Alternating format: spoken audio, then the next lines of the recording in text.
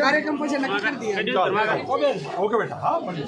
હા વાત કરો અહીં. હાજી હાજી કેમ છો? સાહેબ કહી દેજો. બસ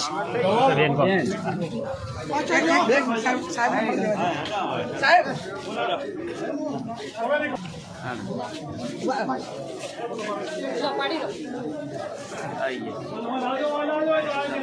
ઓકે કેમ છો? હાજી હાજી હાલો રામ રામ બરાબર બરાબર.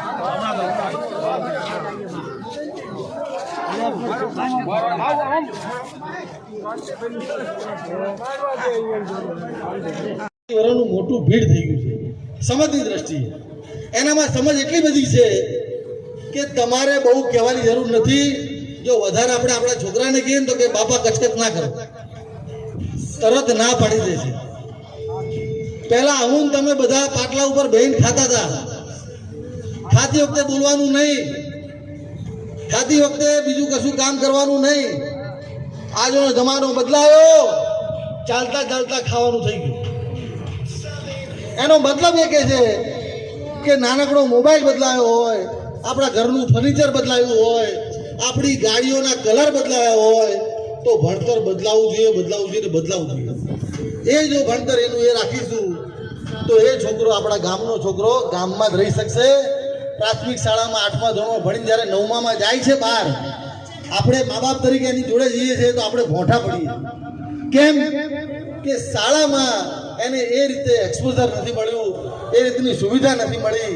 અને એટલે આજે અમે તમારી પાસે એક વિનંતી સાથે બે હાથ જોડીને એક બાળક માગવા આવ્યા છે કે દરેક અહીંયા બેઠેલો મારો નવજુવાન, મારા મોટા વડીલ, મારા મુરબ્બી શક્તિ વિદ્યાલયને એક બાળક આપી દે. અને અમે વચન આપીએ છીએ કે એ બાળકને જેમ સાહેબે વિડીયોમાં વાત કરી કે 12મા ધોરણ પછી ભીતને પાટું મારીને જો ભીત ના પડી જાય ને સાહેબ તો અહીંયા સાબરકાંઠામાં આવું મુશ્કેલ છે. એને બધી રીતે શિક્ષણની દ્રષ્ટિએ નહીં, જેમ જગદીશભાઈ સાહેબે કીધું એમ કે માત્ર ભણતર જ કામમાં નહીં આવે.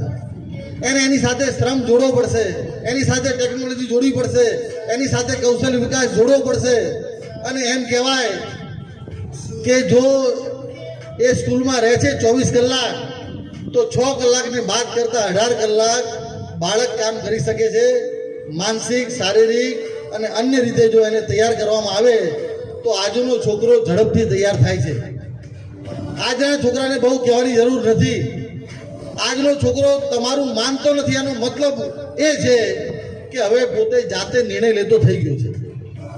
આજનો 10 વર્ષનો ટેણીઓ આપણને, હું મારા બાપા મને જોરથી બૂમ પાડે તો ચડ્ડી ભીની થઈ જતી. મારા પપ્પા સામે, દાદા સામે હું બોલી શકતો નહોતો. આજનો છોકરો એના બાપાને ના કહી શકે છે, એના દાદાને ના કહી શકે. કેમ? એની પાછળ કારણ એ છે કે આજનો છોકરો સક્ષમ છે, એ પોતાના જાતે નિર્ણયો લઈ શકે છે, વિચારી શકે છે. આપણે વિચાર નહોતા કરતા સાહેબ. મને ખબર છે કે મારા પપ્પા શિક્ષક હતા. મારે કંઈક વસ્તુ લેવી હોય તો 1 થી 10 તારીખમાં વસ્તુ માંગું. કેમ કે 1 થી 10 તારીખમાં મારા પપ્પાના ખીચામાં પગાર આવ્યો હોય. આજનો છોકરો એ માનવા તૈયાર નથી. આજનો છોકરો તમને એ કહે છે કે બાપા હવે તમારે બાપા બનીને બતાવવું પડશે. મા બાપ ચાન્સથી બની ગયા એવું નહીં.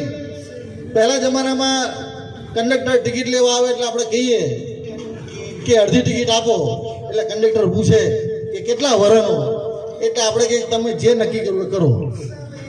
સ્કૂલમાં જઈએ કે મારે રજા લેવી છે મારા છોકરાની, તો છોકરો કયા ધોરણમાં ભણે છે ને કયા બેન કે સાહેબ પાસે ભણે છે એનું નામ આપણને ખબર નથી. એ જમાનો ચાલી ગયો. મારો છોકરો ગામમાં જતો રહ્યો અને છૂટો પડી ગયો તો એ પકડી લાવે કે આ જગદીશભાઈ સાહેબનું નિમેશ છે, એને ઘેર મૂકો આવો. આજના જમાનામાં કશું ચાલવાનું નથી. મા બાપ બન્યા છો, દાદા બન્યા છો, વડીલ બન્યા છો, તો આપણે આપણા બાળકનું ધ્યાન રાખવું પડશે, રાખવું પડશે, રાખવું પડશે. નહીં ચાલે. હવે જમાનો ગયો કે એ છોકરા શિક્ષકના સહારે છોડી દીધા, એ છોકરા સ્કૂલના સહારે છોડી દીધા. હવે આ તમારો છોકરો મારો નહીં, તો કે ના ભાઈ આજનો જમાનો બાળકને તરત બગાડી શકે છે. એક કદમ બહાર રાખે એટલે બાળકને બગડવા માટેનું વાતાવરણ તૈયાર છે. બાળક સુરક્ષિત નથી ક્યાંય. શક્તિ વિદ્યાલય આલમપુર ખાતે અમે આખી નવી સ્કૂલ બનાવી. સાહેબના માર્ગદર્શન અને આશીર્વાદથી એ સ્કૂલમાં સાધનો અમે લાયા. અમે એક માંગણી કરવા છે કે અમદાવાદથી 200 કિલોમીટરથી તમારી પાસે આવ્યા છે કે અહીંયા બેઠેલા અમારા 1000-1200 જણા અમને એક બાળક આપી દે અને 1000 બાળકોની ભણવાની જવાબદારી અમારી. કદાચ ફી હોય ના હોય, વધતી ઓછી હોય તો ચાલશે. આ શક્તિ વિદ્યાલય ફી માટે કામ કરતું નથી. આ શક્તિ વિદ્યાલય નફા માટે કામ કરતું નથી. આ શક્તિ વિદ્યાલયમાં કરોડ 2 કરોડનો ખર્ચ કરી અને આપણા સમાજના અને 18 આલમના